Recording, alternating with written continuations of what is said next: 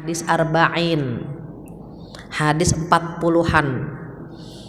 Sebelum saya bahas hadisnya, maka Bu Sarah sudah di-download, boleh tolong dibacakan hadis yang ke-9. Ya, Ibu sambil nunggu Bu Sarah baca, Ibu bisa download ya di HP-nya masing-masing.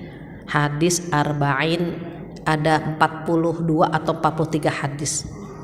Dan kita sudah sampai di hadis ke-9. Silahkan Bu Sarah.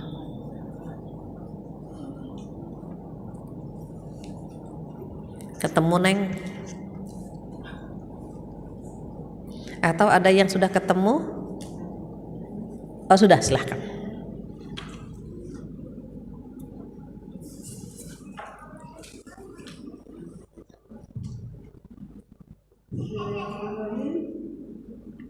Abi Hurairah Abdurrahman ibn Sakhri radhiyallahu anhu qala sami'tu Rasulullah sallallahu alaihi wasallam yaqul ma nahaitukum anhu fajtanibuhu wa ma amartukum bihi fa'tu minhu masfata'tum fa inna ma ahlaka alladhina min qablikum kasratu masailihim wahtilafuhum ala anbiyaihim rawahu Bukhari wa Muslim.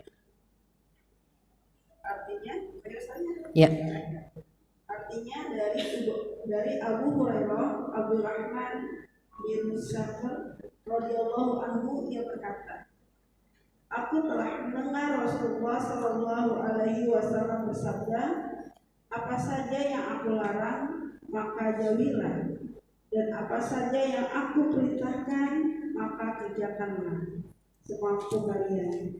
Sesungguhnya yang telah membinasakan orang-orang sebelum kalian adalah banyak bertanya dan menyelisihi perintah nabi-nabi mereka. Hadis riwayat Bukhari dan Muslim. Hadis riwayat Bukhari nomor 278 dan Muslim nomor 1335. Iya, jazakillah khair. Baik Ibu-ibu solehah, kita lihat hadis ke-9. Hadis ini diriwayatkan oleh Abu Hurairah. Nama Abu Hurairah, nama panjangnya itu Abdurrahman bin Sakhri. Beliau itu termasuk yang masuk Islamnya agak terakhir. Tapi mengapa beliau meriwayatkan banyak hadis? Padahal masuk Islamnya tidak di awal-awal, tetapi banyak meriwayatkan hadis.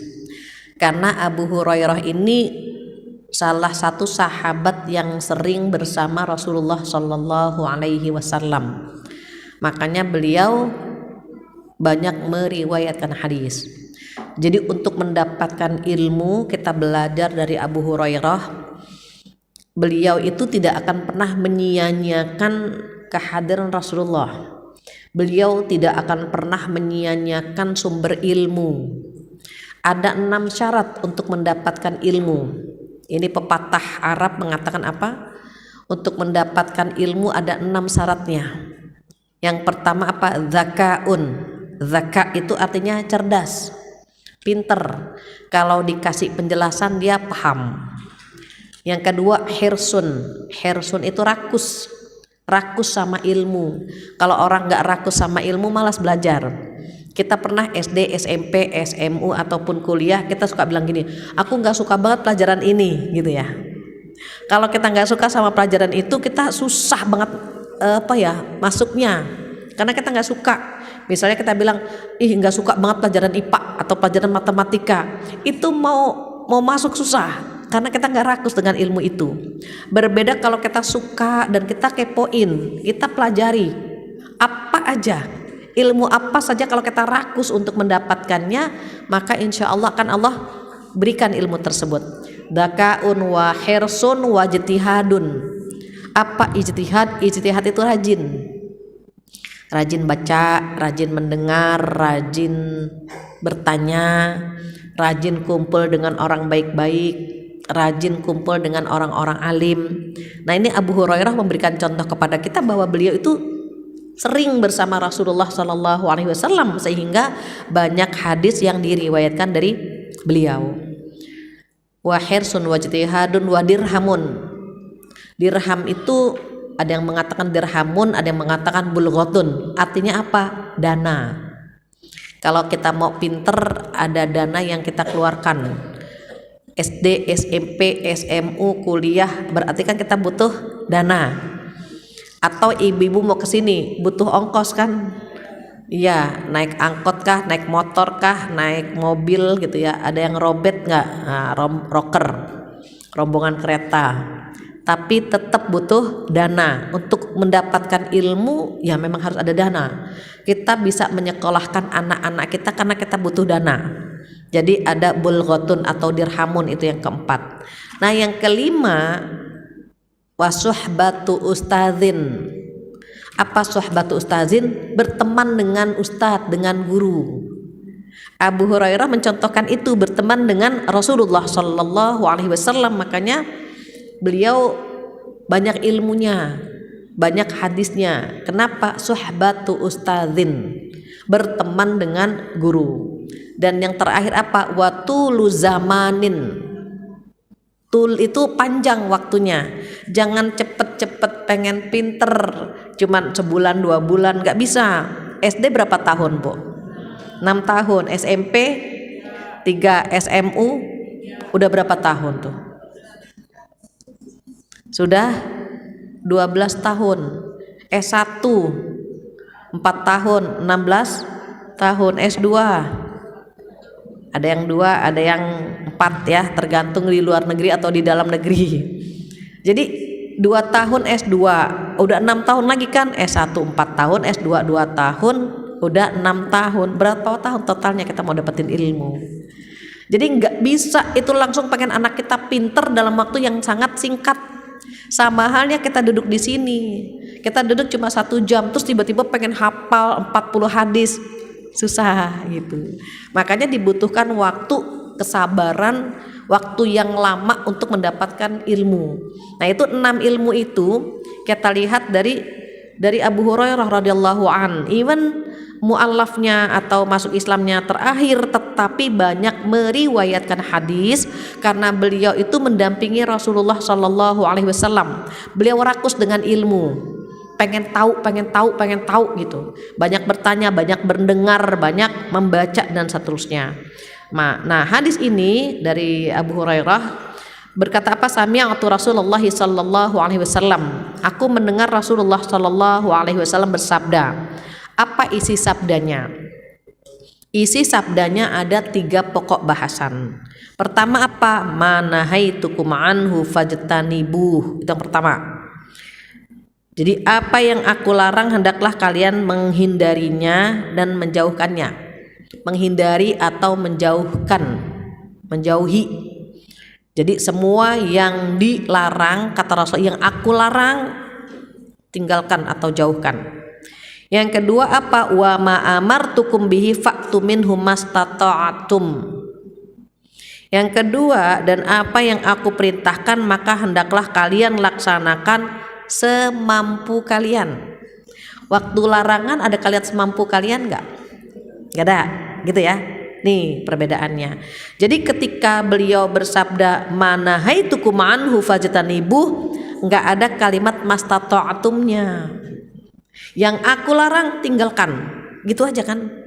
Tetapi yang kedua, wa ma amartukum bihi fa'tu minhu mastata'tum, dan semua yang aku perintahkan maka lakukan semampu kalian. Itu yang kedua, nanti akan kita bahas. Yang ketiga apa? Fa innama ahlakal ladina man qablakum kasratu masailihim wa ikhtilafuhum ala anbiya'ihim. Yang ketiga yang akan kita bahas, kata Rasulullah apa? Maka sesungguhnya kehancuran orang-orang sebelum kalian adalah karena banyaknya bertanya, gitu ya. Pertanyaannya bagaimana? Yang nggak berguna. Banyak nanya tapi pertanyaannya nggak berguna. Terus hancurnya mereka apa? Selain banyak bertanya, mereka banyak menentang nabi-nabi mereka. Jadi bukan memang ingin mendapatkan pencerahan, bukan ingin mendapatkan ilmu, tetapi mereka ingin apa? Berselisih dengan nabi mereka. Nah, ini hadis yang disampaikan Rasulullah Shallallahu Alaihi Wasallam, kita mendapatkan 3 pokok bahasan. Apa pokok bahasan yang pertama? Yang pertama, apa yang aku larang hendaklah kalian menghindarinya. Hukum Islam itu, syariat Islam itu ada yang dilarang. Larangan itu bisa bersifat haram, bisa bersifat makruh. Jadi larangan itu ada yang bersifat haram, ada yang bersifat makruh. Larangan yang bersifat haram apa, Bu? Mencuri, berzina, membunuh, gitu ya. Makan uang haram, makan uang riba, kemudian durhaka kepada orang tua, syirik, itu termasuk larangan yang bersifat haram. Haram artinya apa? Berdosa ketika dia melakukannya. Bahkan ada hukum yang berlaku. Contoh zina misalnya. Kalau ada orang berzina, maka jika dia belum menikah dicambuk 100 kali. Jika sudah menikah, sudah menikah ya. Jadi kalau belum nikah dicambuk, kalau sudah nikah dirajam sampai mati. Kenapa? Karena haram dan dosa besar. Mencuri juga begitu. Kalau dia mencuri dipotong tangan, gitu. Kenapa? Mengambil hak orang lain. Nah, itu contoh larangan yang bersifat haram. Jadi ada hukuman yang diterapkan untuk mereka yang melakukan dosa-dosa besar atau hal-hal yang dilarang. Nah, sementara kalau yang bersifat makruh itu nggak ada hukuman buat dia. Allah nggak suka aja. Contohnya apa? Memakan makanan yang aromanya kurang sedap. Ibu tahu kan makanan yang nggak sedap apa? Teh, jengkol. Tapi di wajah-wajahnya ada sebagian doyan banget gitu. Saya juga sama doyan, nafsu rasanya kalau ada makanan lauknya itu kan gitu. Nah, orang makan jengkol, makan pete itu nggak ada hukuman. Beda ya, Bu. Kalau berzina kan ada hukumannya itu tadi, mencuri ada hukumannya. Tapi kalau yang bersifat makruh nggak ada hukumannya. Terus yang makruh ini levelnya lebih rendah daripada yang haram. Jadi larangan Allah itu ada yang bersifat haram, ada yang bersifat makruh. Dan Rasulullah ketika menyampaikan larangan itu nggak ada ujungnya, nggak gini, apa yang aku larang gitu ya, tinggalkan semampu kalian, tuh nggak ada semampu kaliannya. Berbeda dengan pokok bahasan yang kedua. Pokok bahasan yang kedua itu terkait dengan perintah. Jadi diingat ya, Bu, di hadis ini ada 3 pokok bahasan yang akan kita bahas. Yang pertama terkait larangan. Tadi larangan ada yang bersifat haram, ada yang bersifat makruh. Nah, yang kedua kata Rasulullah, wa ma amartukum bihi fa'tu minhum mastata'tum. Nah, fa'tu minhum mastata'tum itu artinya apa? Dan semua yang aku perintahkan, gitu ya, Bu ya, maka hendaklah kalian laksanakan semampu kalian. Makanya ayatnya tadi la yukallifullahu nafsan illa wus'aha. Jadi yang diperintahkan sama Rasulullah, kata beliau, itu lakukan semampu kalian. Kenapa? Karena ini kronologis hadis ini. Jadi ketika Rasulullah Shallallahu Alaihi Wasallam pergi haji, beliau berpidato, jika kalian mampu pergi haji maka lakukan. Tiba-tiba ada yang bertanya, Ya Rasulullah Sallallahu Alaihi Wasallam, apakah ini tiap tahun gitu? Beliau diam. Masih nanya lagi, Bu. Ya Rasulullah Sallallahu Alaihi Wasallam, apakah ini tiap tahun gitu? Sampai berapa kali? Sampai 3 kali. Padahal beliau bersabdanya hanya barang siapa di antara kalian mampu pergi haji maka tunaikan haji. That's it, udah begitu doangan. Kan beliau nggak menyampaikan setiap tahun, apa 5 tahun sekali atau 10 tahun sekali, kan nggak dibahas sama beliau. Tapi pria ini bertanya dan ngeyel sampai 3 kali. Tiap tahun ya Rasulullah, dibiarkan sama Rasulullah. Apakah tiap tahun ya Rasulullah? Dibiarkan lagi. Pas yang ketiga, apakah ini tiap tahun? Apa kata beliau? Kalau aku jawab iya, itu akan merepotkan kalian. Jadi ternyata kalau banyak nanya gitu maksudnya, Bu, malah akan menyusahkan kita. Maksudnya Rasulullah, kalau aku nggak nyebutin angkanya gitu, udah diem aja, jangan nanya gitu. Makanya ketika ditanya apakah tiap tahun, beliau diam karena beliau cuma mengatakan jika kalian mampu pergi haji maka tunaikan. Nggak ada kalimat tiap tahun, 5 tahun, 10 tahun, kan nggak ada. Maksudnya apa? Biarkan diam aja gitu. Karena umat-umat sebelum kalian itu yang ngeyel. Bani Israel misalnya disuruh nyembelih sapi, kan banyak nanya tuh, Bu, yang warnanya apa gitu kan, Bu, yang jantan apa yang betina, terus yang dipakai buat ngebajak apa tidak, ngebajak sawah atau tidak. Kenapa banyak nanya? Sebetulnya orang yang banyak nanya di posisi ini pengen ninggalin, nggak pengen ngerjain. Kayak kita kasih contoh gini, anak kita dia lagi main game, males nih, Bu, terus kita bilang, nak tolong belikan ibu sarapan dong. Dia lagi asik main game kan, Bu, dia disuruh beli sarapan, sambil tetap melanjutkan main game dia bilang, apaan sarapannya, nasi uduk apa lontong sayur? Ya udah lonsai aja, lontong sayur aja gitu kan. Yang santannya banyak apa dikit, tapi dia sambil main game. Kenapa dia males gitu? Jadi aduh gitu ya. Dia lagi asik main game disuruh. Jadi banyak nanya dia. Apaan, nasi uduk apa lonsai? Ya udah lonsai. Yang santannya banyak apa enggak? Yang dikit aja. Yang pakai tahu apa pakai telur? Nanya mulu, Bu. Sebetulnya kan dia males gitu. Nah, umat-umat Nabi sebelumnya tuh seperti itu. Jadi karena mereka nggak pengen ngerjain, jadi banyak nanya. Nah, Rasulullah bilang apa? Kalau aku perintahkan, maka lakukan semampu kalian. Nah, perintah ini ada yang bersifat wajib, ada yang bersifat sunnah. Kalau wajib, lakukan seluruhnya. Sholat 5 waktu, itu nggak boleh dikurangi, Bu, dan nggak boleh ditambah. Zuhur 4 rakaat harus 4 rakaat. Nggak bisa, ya Allah 6 aja deh saya ikhlas 6, nggak bisa. Subuh 2 rakaat harus 2 rakaat, nggak boleh ditambah. Dikit banget sih ya Allah, aku ikhlas 3 rakaat biar sama sama maghrib, nggak bisa. Jadi yang sudah ditentukan oleh syariat nggak bisa ditambah. Nambahnya dari mana? Dari yang sunnah. Begitu. Jadi kalau yang wajib yang sudah ditentukan itu nggak boleh dikarang, nggak boleh ditambah. Maka perintah itu ada yang bersifat wajib, ada yang bersifat sunnah. Yang diperbanyak yang mana? Yang sunnah.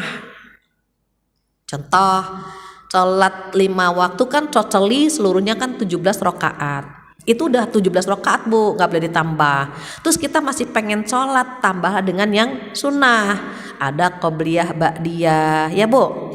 Ada nawafil. Bedanya apa memang? Kalau rawatib, jadi sholat sunnah itu ada cabangnya nih, Bu. Sholat sunnah ada cabangnya. Ada sholat sunnah mutlak, ada sholat sunnah muqayyad.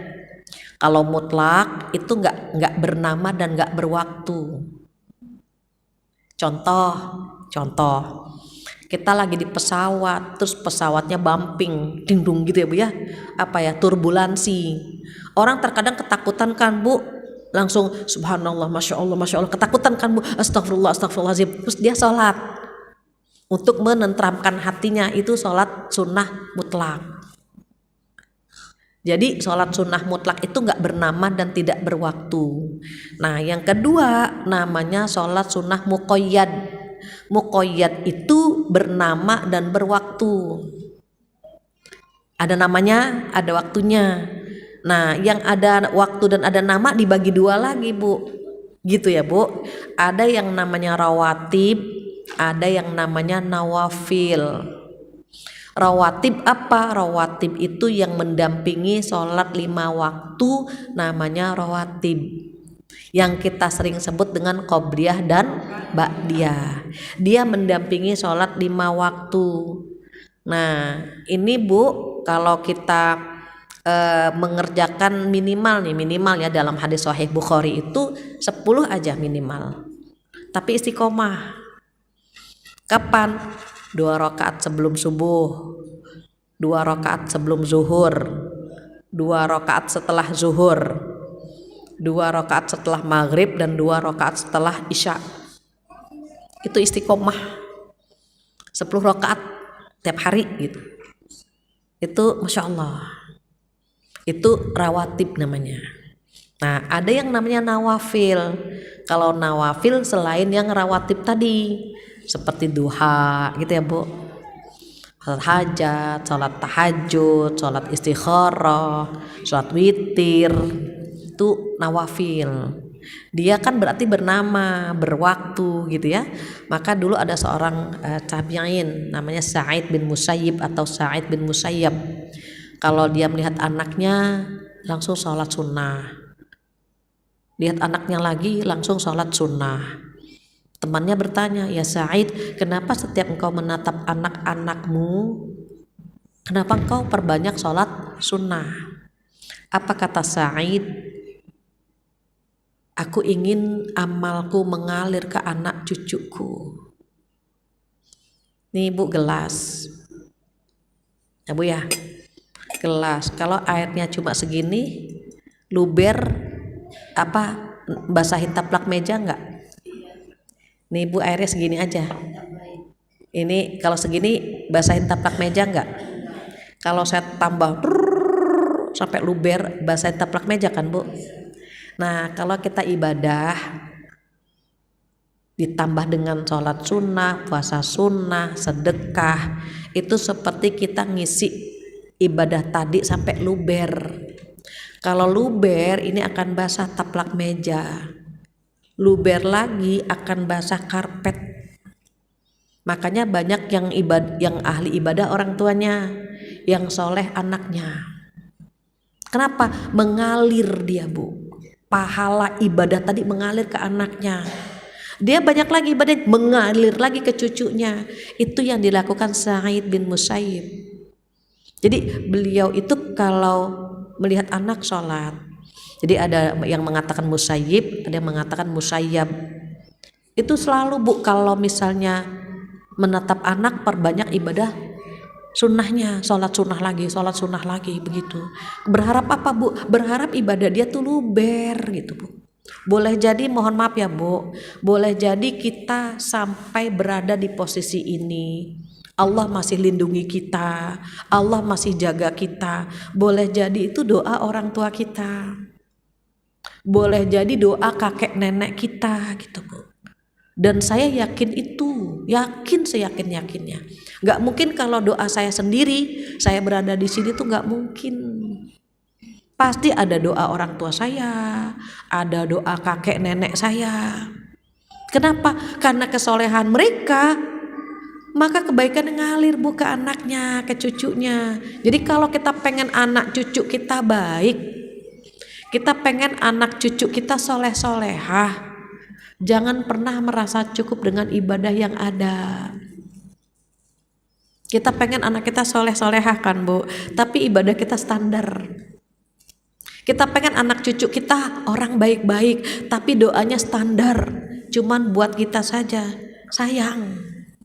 Padahal Allah memberikan kesempatan kita mengangkat tangan, menambah amal agar mengalir ke anak cucu kita. Terus yang belum punya anak bagaimana? Yang belum punya cucu bagaimana? Tetap berdoa. Apalagi kalau umur kita sudah 40 tahun. Ibu belum ya, wajahnya belum 40 tahun. Oh, udah ada yang lebih. Nah, ini PR nih buat ibu-ibu yang umurnya udah 40 tahun. Mumpung ingat, ibu tolong hafalkan doa yang ada di surat 46. Surat Al-Ahqaf ayat 15. Enggak satu ayat kok Bu, cuma hafalkan setengah ayat saja. Mungkin sebagian ibu udah hafal. Doanya gini. A'udzubillahi minasyaitonirrajim. Ibu tolong buka surat 46 ayat 15. Rabbi auzi'ni an ashkura ni'mataka allati an'amta 'alayya wa 'ala walidayya wa an a'mala shalihan tardah wa aslih li fi dzurriyyati inni tubtu ilaika wa inni minal muslimin. Cuma doanya cuma setengah ayat, tapi isinya dahsyat banget Ibu. Ada 4 permintaan di ayat itu. 4 Bu. Gak kaleng-kaleng ini doa Bu. Rugi kalau kita umur 40 gak hafal doa ini. Yang belum hafal gimana? Di copy, ditempel di tempat sholat. Jadi setiap habis sholat 5 waktu langsung gini. Rabbi auzi'ni an ashkura ni'mataka allati an'amta 'alayya wa 'ala walidayya wa an a'mala shalihan tardah wa aslih li fi dzurriyyati inni tubtu ilaika wa inni minal muslimin. Memang apa sih isinya? Isinya 4 ya Bu. Pertama, minta dilimpahkan rasa syukur. Minta dilimpahkan rasa syukur atas rizki yang sudah Allah berikan kepada kita dan kedua orang tua kita. Kenapa sih? Manusia kan suka ngeluh gitu.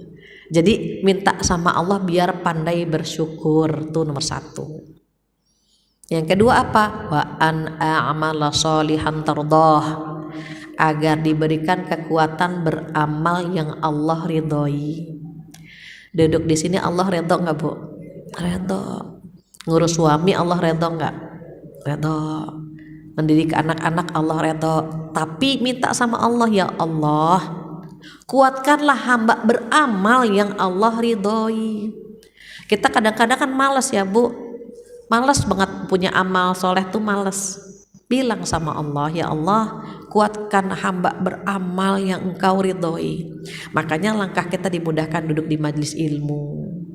Kemudian kita dimudahkan ngurus anak-anak, dimudahkan mengurus orang tua, mengurus suami. Kenapa?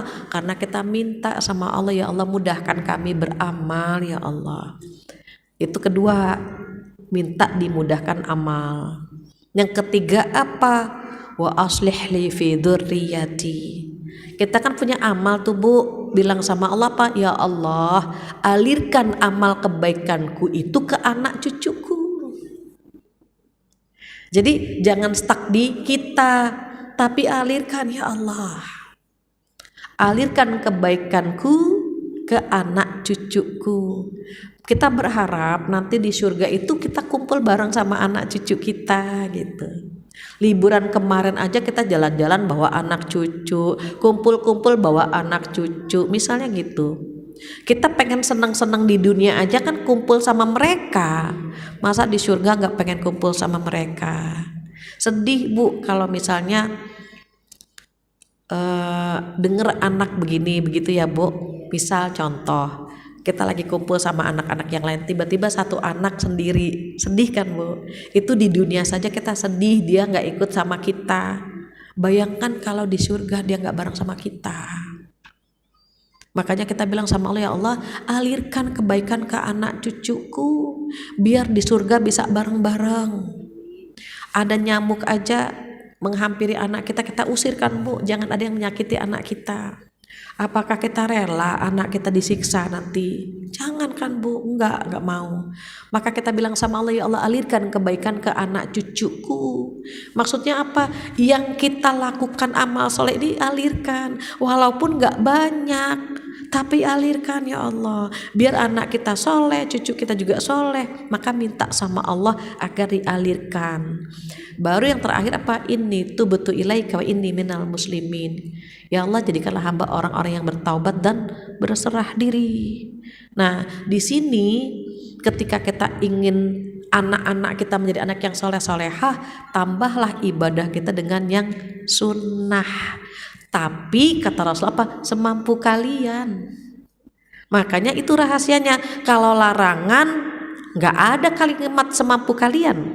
Tetapi ketika perintah diikuti dengan mastata'atum, semampu kalian. Jangan dipaksakan. Aisyah saja nggak bisa ngikutin ibadahnya Rasulullah Shallallahu Alaihi Wasallam, apalagi kita. Jadi kalau kita lagi bisa lakukan, kalau lagi futur minimal sholatnya tepat waktu. Kenapa? Kan iman kita naik turun, Bu.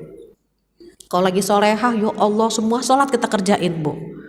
Tapi kalau lagi males, sekali-kali nggak duha, sekali-kali nggak apa-apa kali ya nggak qobliyah ba'diyah, sekali-kali terus sampai seterusnya sebulan. Itu iman kita naik turun. Terus gimana? Ibadah itu ada unsur dipaksakan. Ada unsur dipaksakan, Bu. Misalnya gini, kayaknya malas banget nih puasa Senin Kemis, harus ada unsur dipaksakannya. Kita bilang, ayah besok puasa yuk, Senin, enaknya Senin atau Kamis. Jadi ada pilihan, ayah kita minggu ini puasanya Senin atau Kamis. Jadi milih dia, Bu. Bukan ayah besok mau puasa enggak lagi, Bu. Besok enggak gitu. Tapi kalau ayah kita enaknya nih puasanya Senin atau Kamis, dia kan milih, Bu. Anak-anak juga begitu. Anak-anak itu dikasih pilihan dalam beribadah. Cari yang mudah buat anak-anak tuh mudah gitu. Jadi ada pilihan. Selama ada yang mudah, kenapa dipilih yang susah, kan begitu. Maka nak mau sholat asar jam 4 atau jam 5, tapi dia sholat gitu. Nak mau puasanya Senin atau Kamis, nak mau, ada pilihan tetapi ada unsur dipaksakan gitu. Kalau misalnya ditanya suka milihnya enggak semua.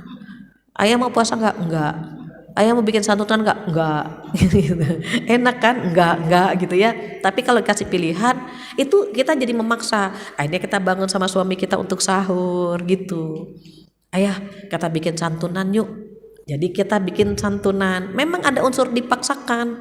Even hadisnya semampu kalian, tapi bukan minimalis juga gitu ya, Bu. Ya adalah gitu. Ini belum duha nih, ya duha. Ini belum baca Quran nih, ya baca gitu. Ada unsur dipaksakannya. Itu yang kedua ya, Bu. Jadi perintah itu ada yang bersifat wajib. Ini kalau ditinggalkan dosa besar. Ada yang bersifat sunnah, kalau ditinggalkan rugi besar gitu.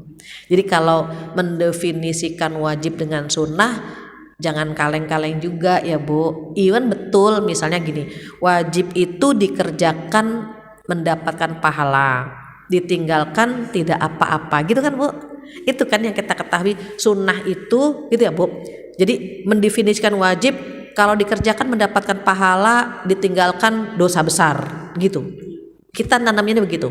Wajib itu dikerjakan mendapatkan pahala, ditinggalkan dosa besar. Sunnah itu dikerjakan mendapatkan pahala, ditinggalkan rugi besar gitu. Kalau kemarin-kemarin kan wajib dikerjakan mendapatkan pahala, ditinggalkan berdosa. Sunnah dikerjakan mendapatkan pahala, dikerjakan mendapatkan pahala, ditinggalkan nggak apa-apa gitu kan, Bu. Nah, sekarang kita tanamkan di dalam diri kita, wajib dikerjakan mendapatkan pahala, ditinggalkan dosa besar gitu. Sunnah dikerjakan mendapatkan pahala, ditinggalkan rugi besar. Rugi kan, Bu, nggak dapat pahala gitu. Jadi kita termotivasi untuk mengamalkan yang sunnah-sunnah. Itu pokok bahasan yang kedua. Yang ketiga apa? Yang ketiga kata Rasulullah SAW di sini, fa inna ma ahlakal ladina man qablakum kasratu masailihim wa ikhtilafu ma'ala anbiya'ihim. Ternyata, Bu, beliau memberikan bocoran, sesungguhnya kehancuran orang-orang sebelum kalian adalah karena banyak yang banyaknya pertanyaan mereka. Pertanyaan yang mana nih? Nah, pertanyaan yang pertama yang membuat mereka itu jadi susah ya Bu. Pertanyaan yang sulit, kadang-kadang sengaja menjebak, itu dilarang. Pertanyaan yang menentang Allah gitu. Kan kita pernah dengar gini, siapa bilang jilbab wajib? Mana dalilnya? Bertanya, tapi kayak menentang gitu kan Bu. Siapa bilang sholat itu wajib gitu? Siapa bilang? Jadi mana dalilnya? Itu pertanyaan yang menentang, itu dilarang. Orang-orang terdahulu tuh, kaum nabi terdahulu tuh banyak yang bertanya seperti itu. Ini pernah, mohon maaf, pengalaman pribadi. Pernah ngisi di salah satu tempat. Saya menyampaikan jilbab wajib. Ada seorang bapak angkat tangan. Dari mana ibu punya dalil jilbab itu wajib? Istri itu taat sama suami baru wajib. Kalau suaminya nggak suka istri pakai jilbab gitu, dia harus taat dong sama suaminya. Saya dengerin aja dulu ya, namanya orang lagi marah-marah kan Bu gitu. Dia nggak suka istrinya pakai jilbab. Dia bilang istri itu wajib taat sama suami. Kalau suaminya nggak mau istri pakai jilbab, dia harus nurut dong gitu. Saya bilang betul Pak, taat kepada suami wajib selama tidak melanggar Allah. Kalau melanggar Allah nggak ada kalimat wajib di situ. Kalaupun dia nggak ngikutin, dia nggak berdosa. Maka pertanyaannya, bapak mau bimbing istri ke surga atau ke neraka? Karena dia nggak suka istri pakai jilbab. Makanya dia nanya itu. Bapak mau tahu dalilnya jilbab wajib?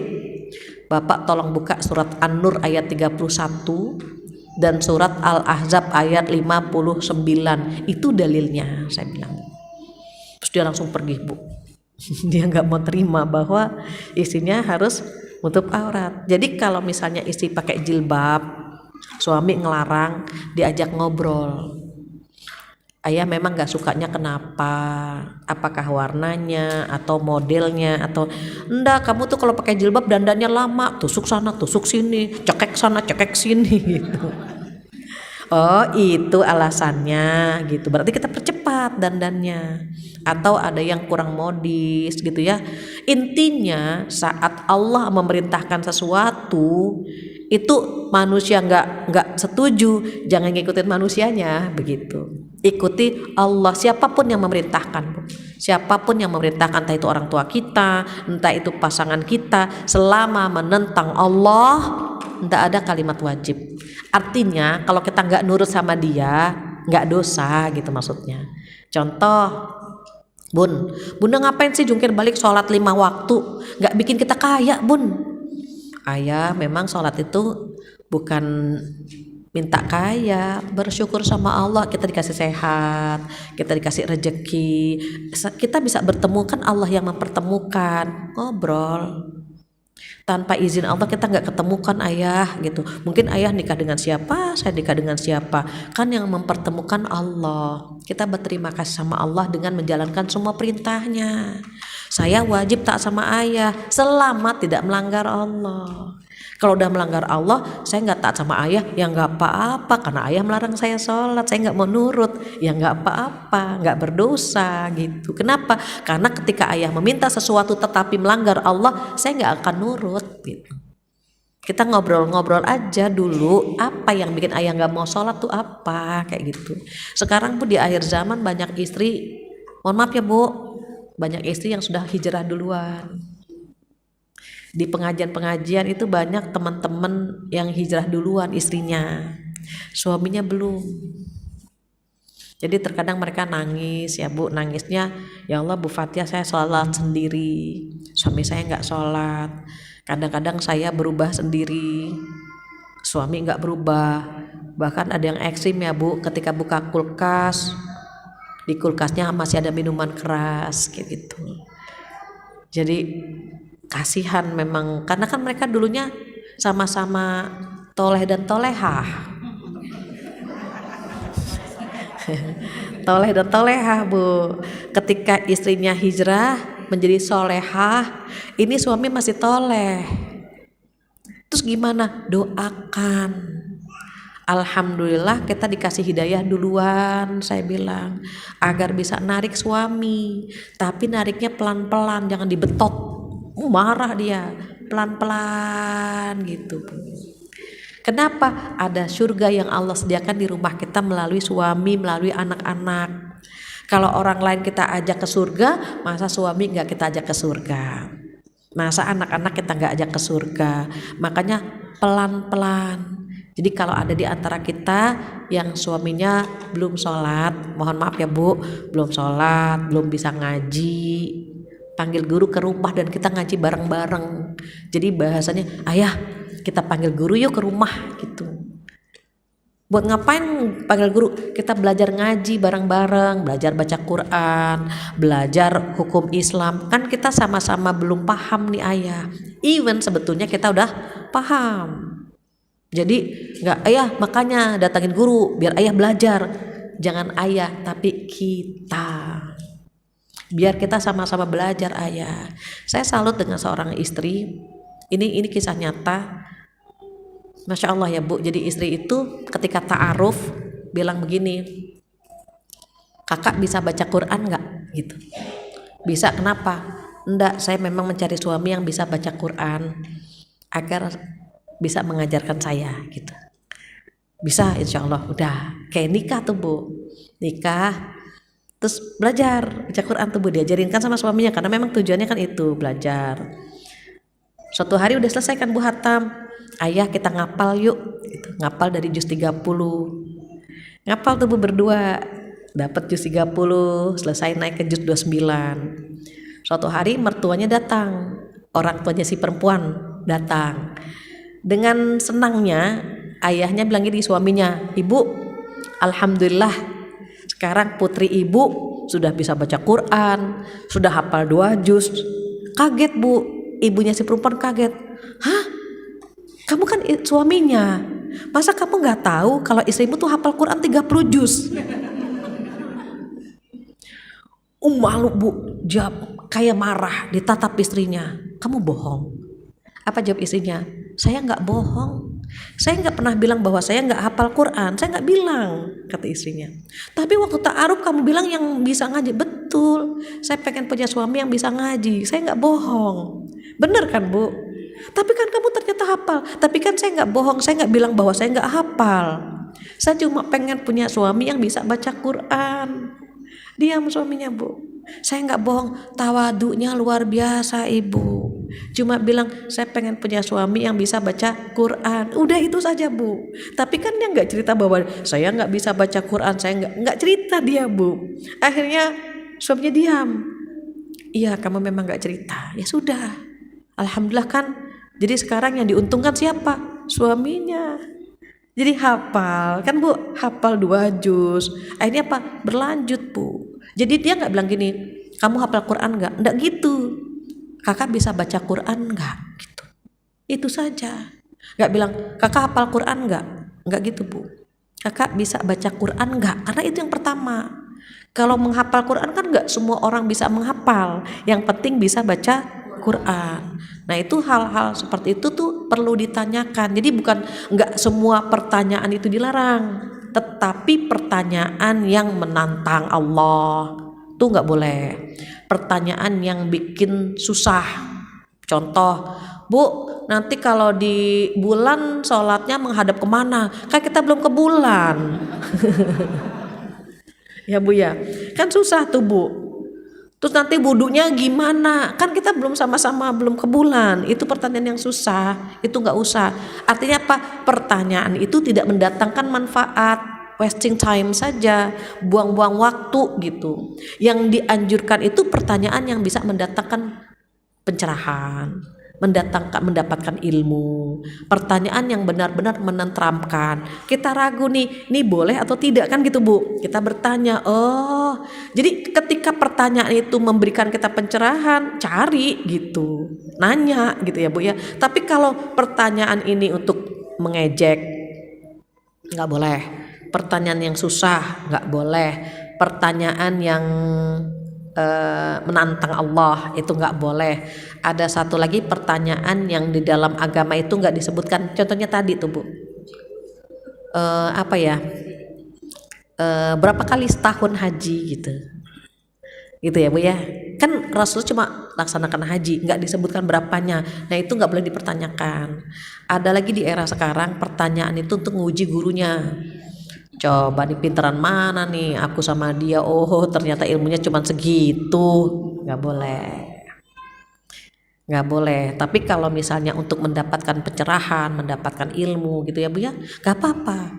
Karena dikhawatirkan setelah mendapatkan hadis ini takut pada nggak mau nanya gitu. Padahal pertanyaan yang mendatangkan manfaat itu harus ditanyakan.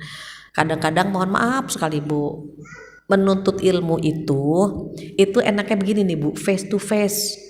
Kita ngaji datengin gurunya betulin bacaan kita itu lebih bagus gitu. Kadang-kadang di era sekarang karena di era digital banyak orang ngaji pakai YouTube, banyak orang ngaji pakai buku, maksudnya ngaji sendiri, baca sendiri, dengar sendiri gitu Bu. Nah itu akan berbeda, dipahaminya akan berbeda dengan kalau kita ngajinya face to face, ketemu langsung begini gitu ya Bu ya.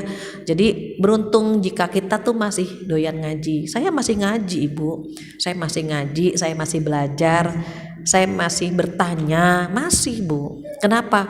Kan ilmu nggak ada batasnya, masih harus rakus dengan ilmu. Kadang-kadang nanya sama anak, kadang-kadang nanya sama suami, sama teman, ya kan kita masih butuh ilmu gitu. Cuma qadarullahnya kalau misalnya saya dikasih amanah untuk menyampaikan atau untuk sharing ya Bu ya, itu karena mungkin ada sedikit ilmu saja, ilmu yang sedikit tetapi berharap bermanfaat, berharap berkah gitu Bu.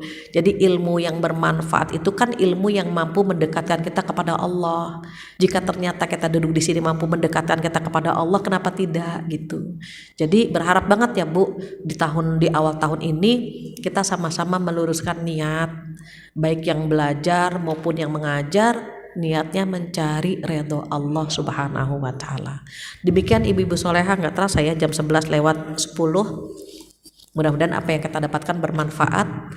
Jika ada yang ingin ditanyakan atau ditambahkan, saya kembalikan lagi kepada Bu Sarah. Silakan Bu Sarah.